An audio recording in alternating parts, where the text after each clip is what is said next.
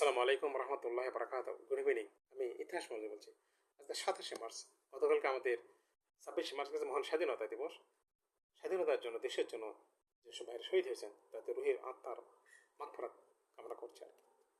এখন 1971 সালে যে স্বাধীনতা, তার আগে কিন্তু আরেকটা স্বাধীনতা ছিল আমাদের, সেটা 1947 সালে। 200 বছর পর ব্রিটিশদের সঙ্গে সংগ্রাম করার পরে স্বাধীনতাকামী যে কী নির্যাতন করেছে ইতিহাস সবারই জানা আর কি। তারপর 1947 সাল আছে।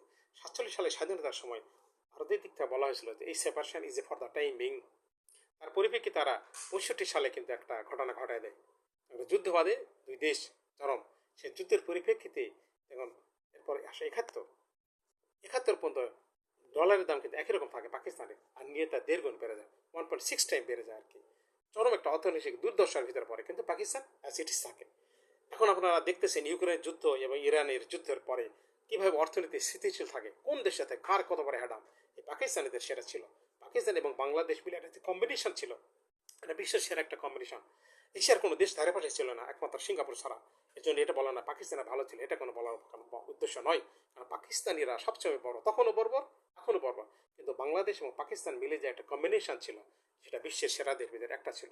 সুখী সমৃদ্ধিশালী দেশ ছিল একটা পাকিস্তান। কিন্তু এটা কিভাবে নষ্ট করা যায়, পঙ্গু করা যায়, তার পরিপ্রেক্ষিত হলো 71-এর সেই স্বাধীনতার যুদ্ধ।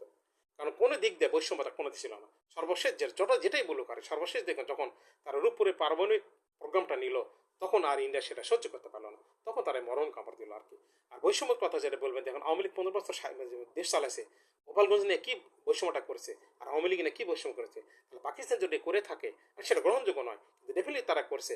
কিন্তু তার একটা পর্যায় ছিল, কতখানি খারাপ করছে ও বিতর্কে তো আমরা যাইতেছি না। কিন্তু যে স্বাধীনতা যেটা আমার আসছে, এটা বাংলাদেশের জন্য নয়, এটা বাংলাদেশ প্রদেশের জন্য স্বাধীনতা। আগে যেমন ছিল পূর্ব পাকিস্তান একটা প্রদেশ, আর এখন হচ্ছে বাংলাদেশ একটা প্রদেশ।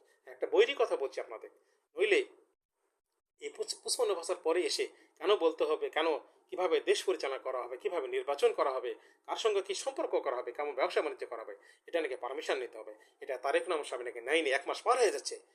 আপনি ইউটিউবে শুনে দেখবে কত বড় বড় অহরণযোগ্য একটা কথা। আমি কোনো সময় ইন্ডিয়াকে বন্ধু যারা ভাবে তারা স্টুপিড, এটা আমার নিজস্ব থিওরি। আর যারা বন্ধু ভাবে তারা ডবল স্টুপিড। ইন্ডিয়া আমাদের বন্ধু না, শত্রু না, ইন্ডিয়া আমাদের প্রতিবেশী। তাদের সাথে সুসম্পর্ক রাখতে হবে, কিন্তু গোলামি করার মতো না। দেখুন, এর আগে বঙ্গবন্ধুকে জিম্মি করে রক্ষী বাহিনী বানানো হয়েছিল, ফলে তাকে বাকশাল দিতে হয়েছিল। আর শেখ হাসিনাকে 57 অফিসার হত্যা করে তাকে স্বৈরাচারী বানাচ্ছে। এখন তারেক রহমানের পিছিয়ে লাগছে তারা, এবং সেটা বলছে আমাদের সবার সামনে। আমাদের সবাইকে অ্যালার্ট হতে হবে, তারেক রহমানকে কোনো অবস্থায় জিম্মি করতে দেওয়া যাবে না। এখন সবার আমরা যে মিলেমিশে থেকে দেশটা ঘুরে দাঁড়াবো এবং ইন্ডিয়ার সাথে আমার সুসম্পর্ক রেখে আমরা চলবো ইনশাল্লাহ। আল্লাহ হাফিজ।